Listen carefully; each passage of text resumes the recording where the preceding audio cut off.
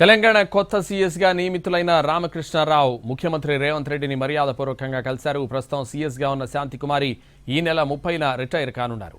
దాంతో ఆ పదవిలో ఆర్థిక శాఖ ప్రత్యేక ప్రధాన కార్యదర్శిగా ఉన్న కె రామకృష్ణారావును నియమిస్తూ ఆర్డర్స్ ఇచ్చింది. అలాగే ఆర్థిక శాఖ ప్రత్యేక ప్రధాన కార్యదర్శిగాను కొనసాగించింది. 1991 ఐఏఎస్ బ్యాచ్కు చెందిన రామకృష్ణారావు సొంతూరు నంద్యాల.